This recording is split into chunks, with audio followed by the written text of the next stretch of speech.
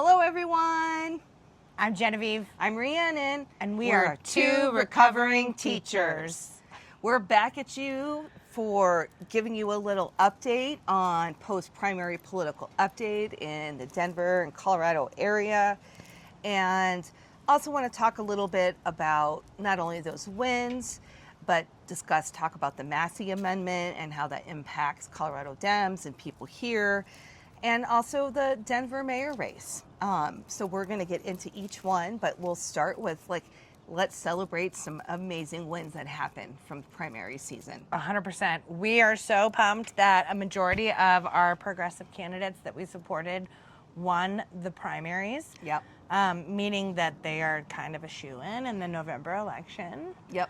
Melat Quiros. Woohoo! She's going to be our new congresswoman in D.C. for District 1 in Colorado. And one of the youngest ever. Yes.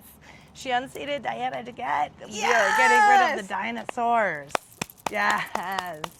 Yes. Time to go extinct, dinosaurs. 100%.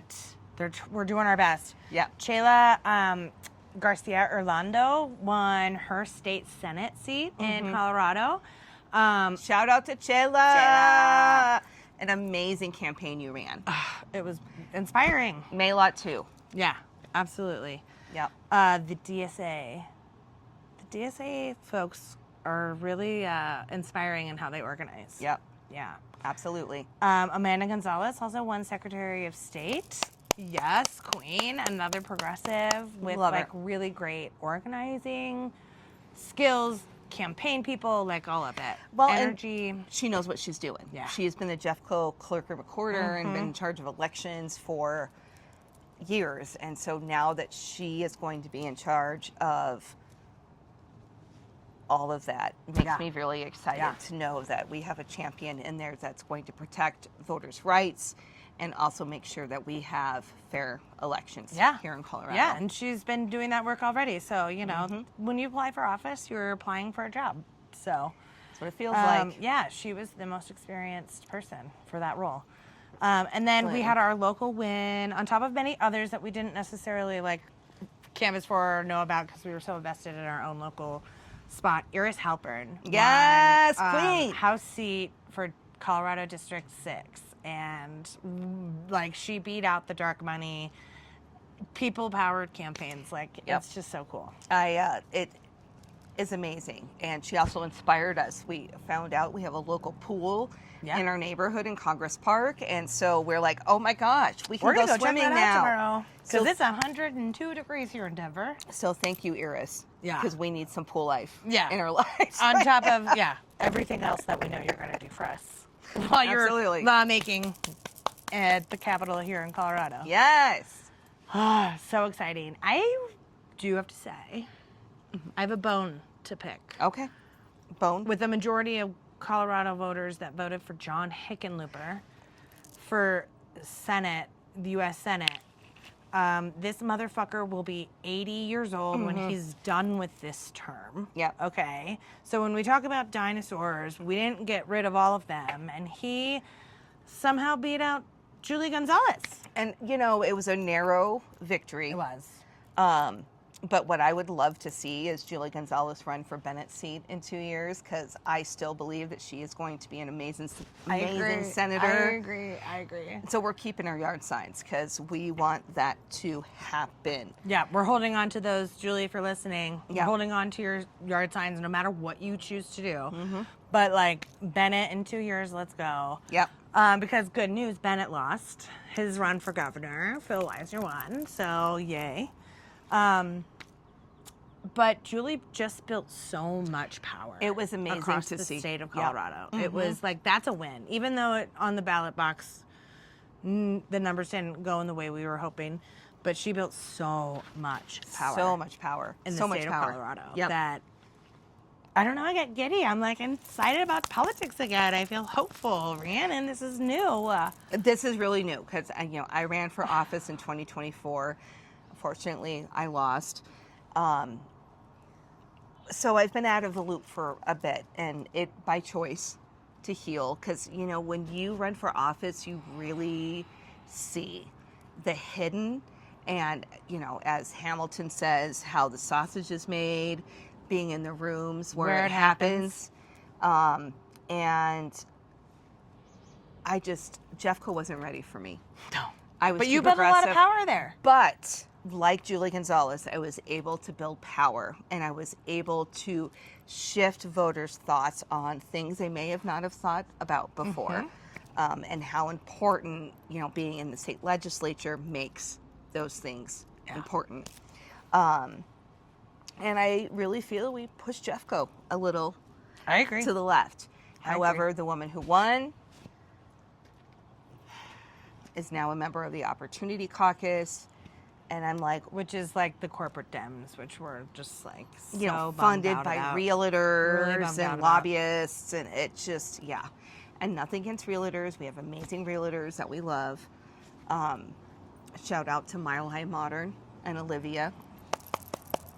However,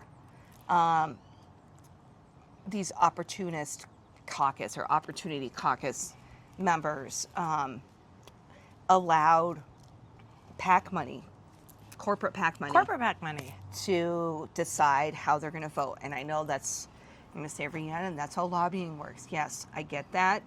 But I really thought this candidate who beat me would be able to push them off or have the courage to do so. Well, that's how she ran, and so it was a bummer when we found out opposite.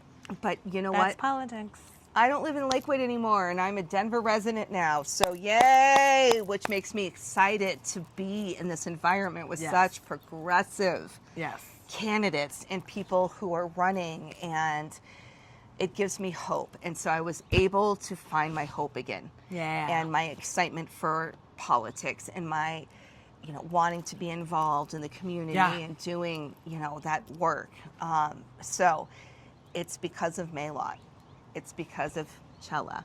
It's because of Iris. It's because of these progressive candidates who, I don't know, fired me up again. And Yeah, I give mean, me I think gave us hope, hope right? for the first time. What we've been fighting for and what we try to run on does exist. We just didn't tap into it at the right time. Yep. Whatevs, but that's cool because we tapped into it as volunteers this Yep. time. And that filled my soul It filled in my ways soul. that I didn't expect. It was really Because I thought great. I had tapped out from And it's American politics. You know, it's so cool to see people running who may have been my students at one point, Yes. who are leading the charge of changing the political landscape here in Colorado and in our communities, and really pushing for things like climate change and fixing or stopping or lessening the impact as we're sitting here at 90 plus degrees know. while we film. But also take root in community Yeah. and truly understand what community means, and being able to tap into these different groups and organizations and listen to their prospective constituents. It's very uplifting and it's very exciting for It's me. also affirming as former Absolutely. social studies teachers, because sometimes, you know, as you're a high school teacher, you talk to 150 teenagers a day and you hope something sticks with some of them. And sometimes it does. And sometimes it does. And we always lamented that, like, we don't always get to see the seeds that we plant grow. Yeah. But with this campaign, with this primary season here in Colorado, I really felt like we saw some of those seeds that we planted grow. Not only in the work we do with our students, but like the work we did in the union. Yeah. And running your campaign, like, you know. Yep. Sometimes seeds just grow, and this sunflower behind us, we started feeding the birds, and this is what we have. So, you know, I don't know. It's The primaries were really exciting. they're very exciting, Yeah. and brought back some of that fire that Yeah. we had. Yeah. That is now ignited.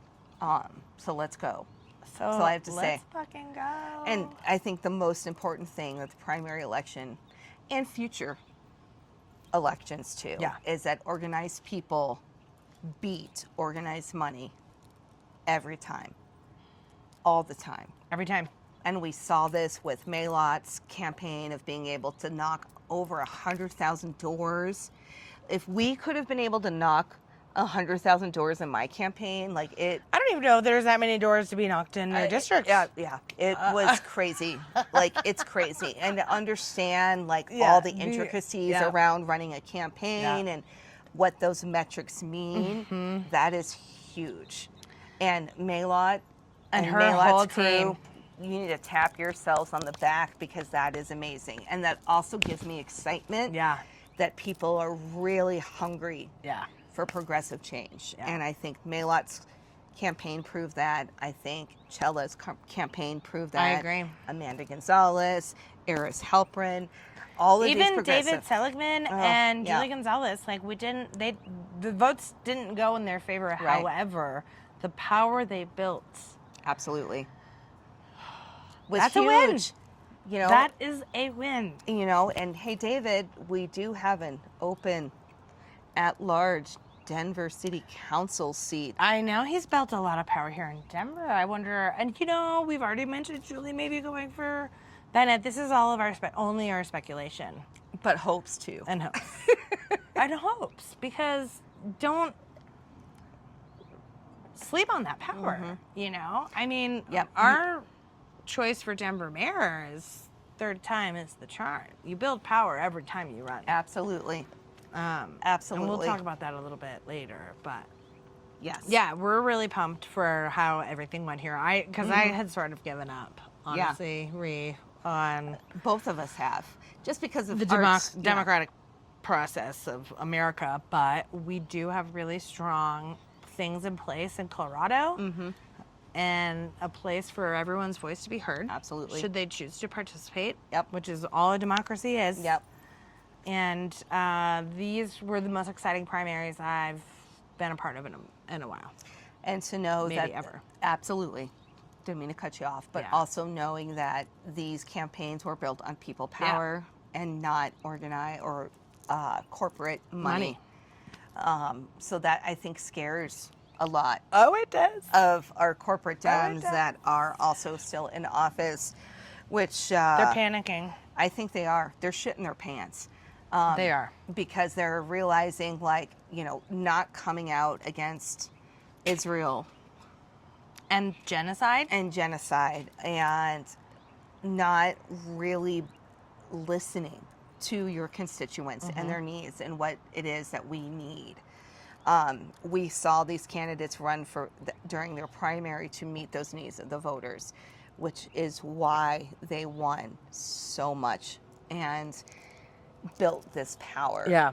And I think an example of this, of corporate Dems shitting their pants, at least here in Colorado, so we've got Brittany Patterson, we've got Joe Neguse, we have Jason Crow, you know, all of them came out and voted for the Massie Amendment. And the Massie Amendment basically said that we are not going to fund the Israeli army or the Israeli military They were or Israel They were in general. going to block the next round of $3 billion funding to Israel, which these AIPAC-endorsed corporate Dems working for us in D.C. have never done, ever. But they all did this time. Yep. It was also, Patterson, Crow, Neguse. There's a fourth. Maybe DeGette. Yeah. You just got beat up by We Maylin. just forget that DeGette was so Whoops. DeGette. Yep. So our all House four of them reps in D.C., all four voted the amendment prohibiting this fund of money going to Israel. Complete 180. So much so that, I'm like, I don't believe this. We've been pressuring these guys for years. One of the candidates, Brittany Patterson, after talking to her about what was going on in Palestine, she called protesters Hamas freaks and likened them to basically being a terrorist, which is absolutely ridiculous. All four of these candidates are proven to have AIPAC funded, either their campaigns, their whatever. And these are 4 AIPAC candidates that we have in Colorado. Well, in the House. Then In the there's House. Bennett and Hickenlooper in the Senate, who also are AIPAC. But it kind of changed some things because we had over 100 Dems in the House vote against or vote to support this amendment, which would have denied the funding to Israel. And that surprised me, I'll be honest. It did. It surprised me. Because in the past, I think that vote was 37 Dems. I could be wrong. It was different. It's way different. So for them to come around, Mm-hmm. I'm like, what changed? I think it's the pressure. I think it's the pressure of the progressives, of the left. What of I'm saying. You know, organized people will beat organized money every time. Yep. Every time. And so, yeah, they were like, what? Oh, a little worried. However, the statement that all four of them came out with is talking about their reason why they voted yes for this amendment. But they're still not saying the quiet part out loud. They still believe that Israel deserves to exist as a country or as a state. They think Palestine should be able to have the right to exist as a state. They're pushing the two-state solution. And that is still Zionistic and still Zionist. And so don't be fooled. You know, this obviously was in response to the pressure that they felt when they ran in their primaries. Even though they were all unopposed. And I also think them seeing Mayoral win and many of the state candidates or state representatives or state senators win their races who are super progressive and pro-Gaza or pro-Palestine. I think that really made some of these corporate Dems sweat a little bit. Things that make you go, And realize, okay, we need to move a little more to the left. So this, absolute force and movement that has happened to try to move Dems to the center. Because, and this is what used to frustrate me as a union leader. Yeah. As a teacher, whatever, it's like, we move to the middle so then we can find common ground because we all have things in common. We all have things that we can fight for, that we agree about and whatever. And that used to frustrate me so much because it wasn't enough. I'm like trying to pull everyone more this way. And Yeah. they're like, no, we got to meet people in the, and I'm like, no. We massage the middle. Oy. Massaging the middle got us drunk in MAGA. Let's stop it. Okay? Period. Period. Period. We're done. We're done. Period. Yep. The movement is to the left. It is to, going back to what government actually means. We're going to do a social studies little civics lesson quite quick. The entire purpose of government is to provide for the people. Mm-hmm. That's it. And if you're really interested, our Declaration of Independence outlines it. It's really basic, guys. Watch a Heimler video, anti-social studies history. Like, these folks are on YouTube. Let us know if we should make a whole ass post. I don't know. The whole point of government is to provide for its people. Yep. Period. It's part of the social contract. Period. Social contract. Which the idea that the governed decides or gives the power to the people who are doing the governing. Mm-hmm. And one way we give them that power to govern over us is by voting for them. Mm-hmm. But, John Locke, Rousseau, they really talked about that the social contract between the government and the people has to coexist and has to be equal. And that if the government doesn't do what is needed for the people have the absolute right to take that power away from them. And we do that through elections and voting. And so I think this whole primary season kind of showed is that social contract. Yeah, and people understanding it. So rock Yep. on to everybody who voted in this primary. It was, I think, record numbers of people voting in a primary. So party on. Yep. Colorado. And we know that Party on. voting helps. That's our way, our leverage, our lane to be able to check the power of those who are governing us. It's a job application. We are their bosses. And I think people lose a lot of sight of that because, disenfranchisement is very real.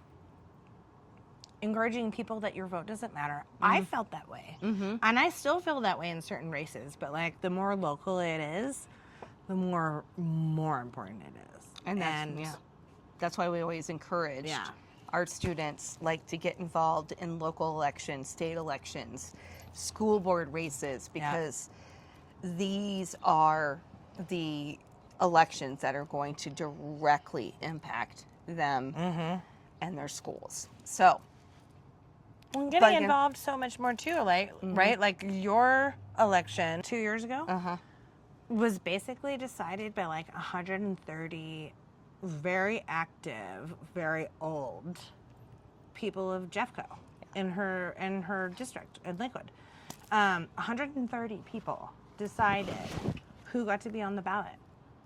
In the same kind of race that we just championed for Iris. In the same kind of race that we just championed for Chella. Like 130 people made the choice on who's even going to show up on the ballot. Yep. And we can do better. That's why it's important for you to participate in primaries and vote in primaries and attend caucus and attend assembly, because these are the different ways or different avenues or how people get elected. Yeah, this is democracy in action. Democracy is, we've been sold this story that it's like you vote when the ballot shows up, or if you're in a place that makes you actually go to a place to vote, which we've been so spoiled in Colorado, but and then you don't really know what you're voting on. Democracy requires engagement. It requires people to know what is coming well before it's on the November ballot. Yep. These processes take a lot of time. They're annoying, but that's democracy. Democracy is annoying. Authoritarianism is easy. Fascism is easy. You just hand over the plate to the most like loudest character, which we've half done in this country with Trump and all of this fucking bullshit that we're dealing with. To make it different requires much more participation and much more knowledge. And so it's just, pay attention and vote. We're here to help. Like, interact, get involved in the political system. Because I think this is the way in which you're able to express the will of the people and be able to check that power. Yep. We are the people. Yep. Our shit matters. Absolutely.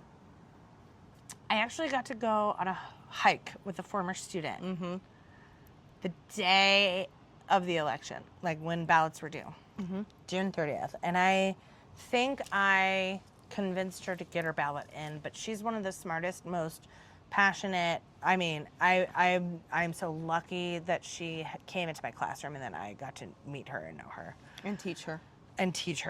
And we talked for a while on our walk, like, she didn't think her vote mattered. And I'm like, I know. I've gone through that too. And we'll continue to go through that, because that is a part of the beef I have with this democracy. It's not the way it should be. Yeah. We'll dive into that another time. But I think I got her to turn in her primary ballot. And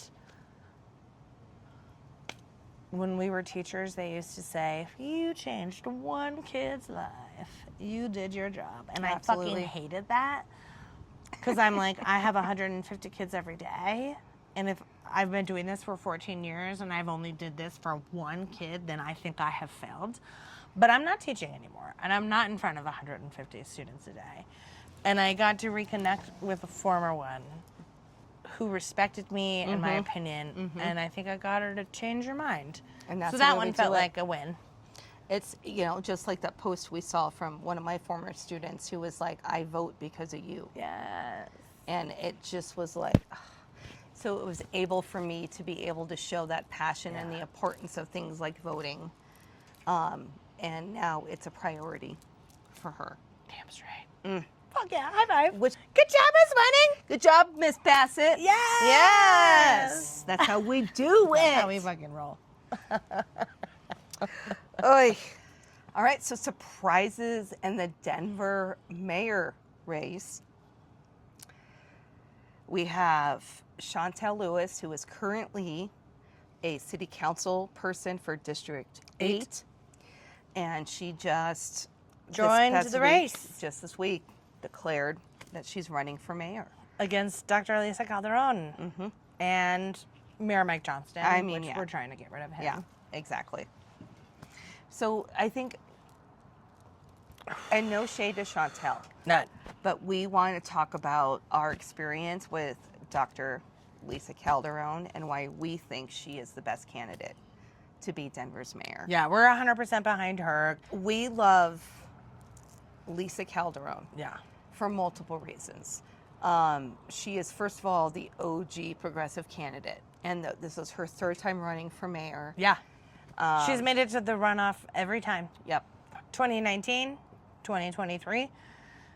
We hope it doesn't go to a runoff this time, but, you know, she will be in the top 3 again because she is so embedded in the Denver community. Absolutely. She's a third-generation Denverite. I mean, and we volunteered for her campaign. You know, we saw her interact with people at Juneteenth. We saw her interact with people at Cinco de Mayo, at the Pride Parade. Yep. And just this round, on top of the other times we volunteered for her in her previous races. I just couldn't be more excited to call her my mayor. Me too. She has a very good planned and directed platform and things that she wants to implement as mayor. Agenda. Policy, thank you. That will not only make Denver better, but will make Denver stronger. Yeah. Because she has been third generation Denverite, because she graduated from North High School.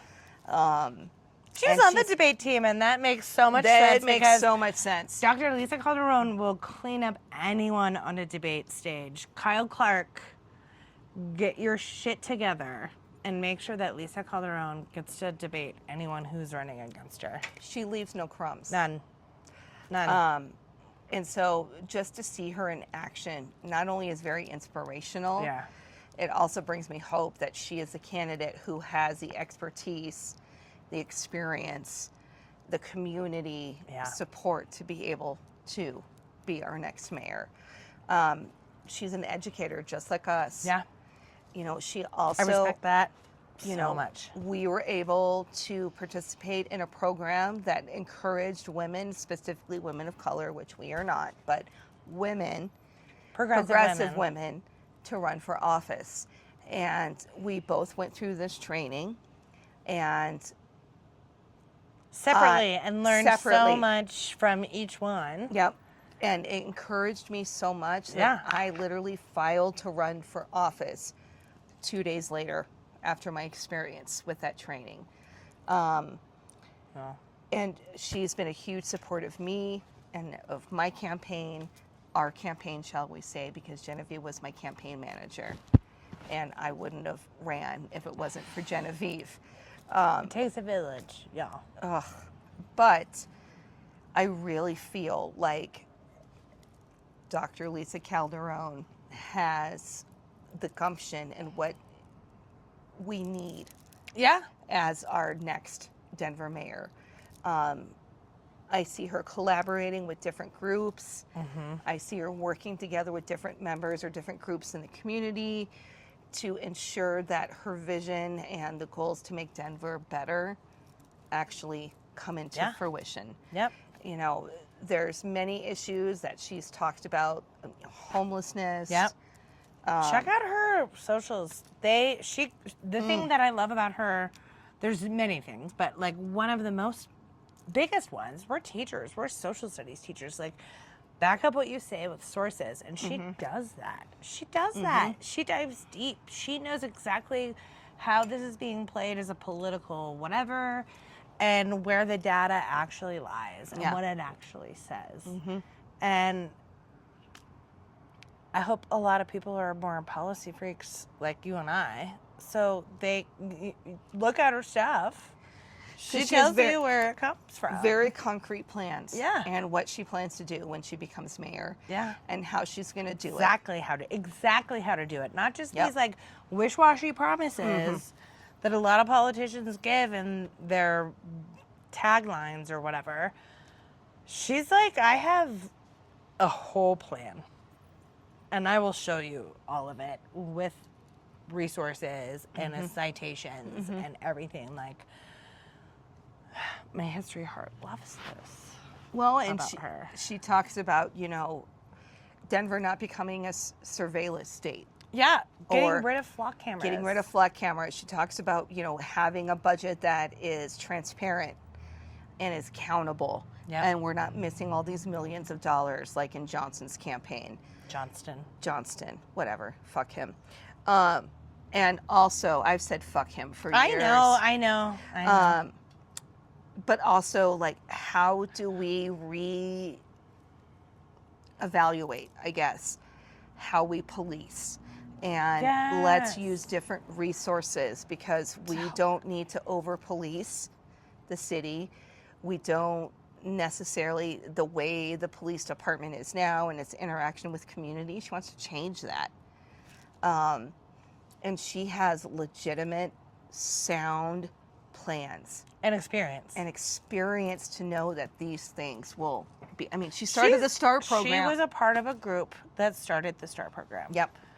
And the STAR program here in Denver is this alternative to like 911, calling the cops on someone who might be having like a mental health crisis.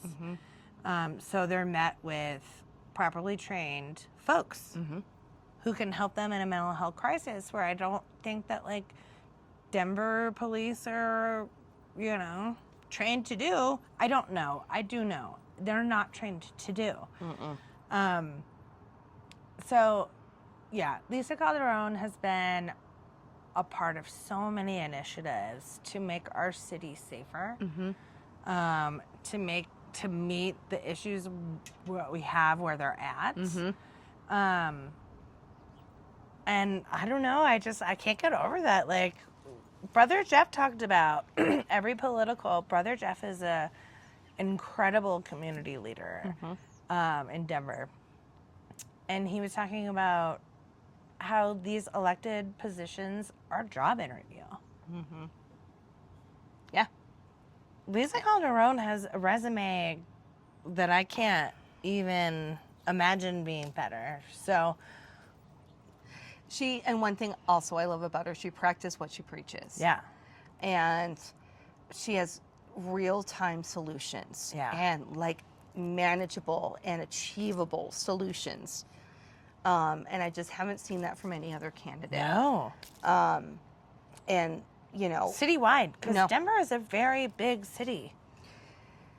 I mean, she wants to employ city workers and bring back all the workers that were fired that Mike Johnston let go of. Because his $1 billion budget, based off of like outside interests, didn't have room for anymore. And Lisa's like, absolutely not. No. We're bringing you back to work. And, you know, real solutions for affordable housing. Yep. And childcare. And, you know, how do we really support workers in Denver? How do we support small businesses? Yeah. And, you know, giving loans to small businesses who are minority or women ran. And really trying to build this economic infrastructure. Thank you. I don't know why I couldn't say that. To really make Denver a place where businesses can thrive, residents can thrive, everyone can thrive. And I appreciate that. And, you know, coming from Lakewood to now being able, you know, to live in Denver and to see Dr. Lisa Calderón's vision, her platform, and all the things, I'm like, she is a breath of fresh air. I know. You know, I really believe she is the one who can tackle some of these issues that Michael Johnston and other mayors like Hancock have not been able to tackle. And it makes me excited to be able to see her vision come to life, because her vision includes all of us. It includes workers, it includes families, it includes people like us that are single and child free, and is able to fund, direct funds, and really be able to make Denver a place that is safe, that is accommodating to everyone, and also a place where you can succeed. And if you're a small, And you can afford to live. and You know, that's a super really big part of her campaign too, is like affordability. making sure that Denver is affordable for us to live in.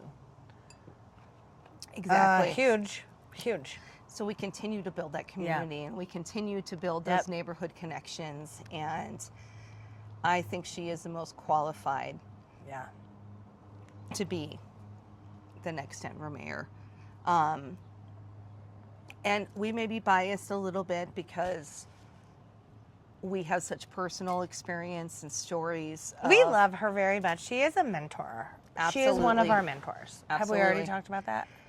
Yes, but you know, who cares? Let's go again.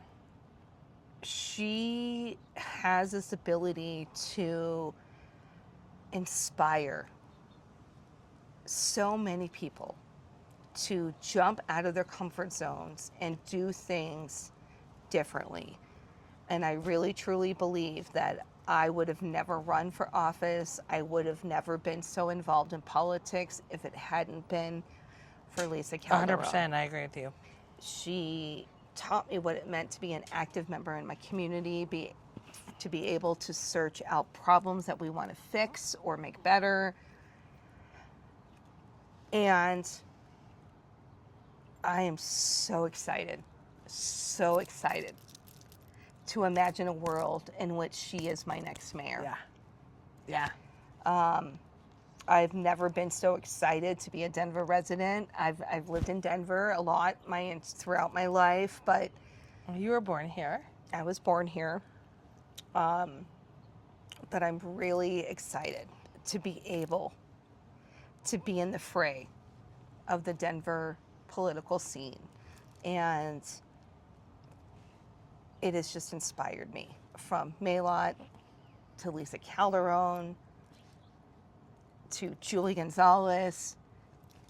It just really has made me feel like my voice matters, and that the things I want to be better for me, for my neighbors, for my former students, for my colleagues, for my friends, for my family. It's really great to see some of these candidates win and run, because they are going to be the change that we need. And that makes me excited. And also makes me proud that I live in Denver. And we get to fight for this. We get to organize around this. You know, like, I have to admit, one of the things I hated the most is running for office is canvassing. It just was knocking on doors. It just was a lot for me. But you were teaching, and I was teaching full time. All of that, 100%. yes. Yeah. But this makes me excited. Like, I want to knock on every door of everyone in Denver to spread the news and how great Lisa Calderón is, and why she should be the next mayor of Denver.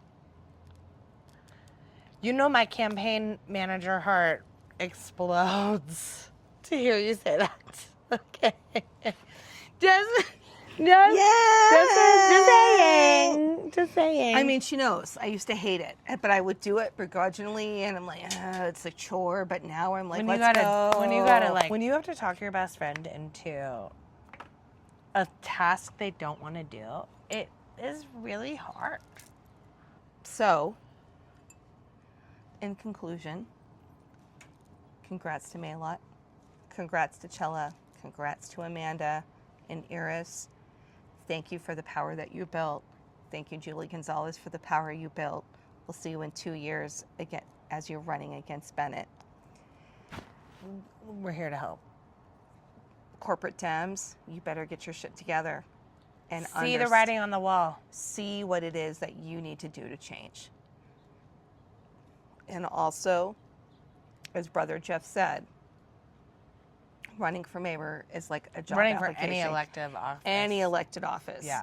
is like a job interview. And You're applying for a job. And we think- decide. Yep. And Dr. Lisa Calderón is a woman who is going to be the next Denver mayor. The best Denver mayor. The that best we Denver have ever mayor. seen. Absolutely. Period. Period. So, in that vein, we hope everyone is doing well. Continue to stay active in politics. Continue to follow us, like us, share all the things that they tell you to do. And we'll have more to come on the political scene here in Denver. Yep. Colorado politics updates. Yep. And thank you We'll for tuning keep you in. posted. So we'll see you later. Thank you so much. Good night. Bye.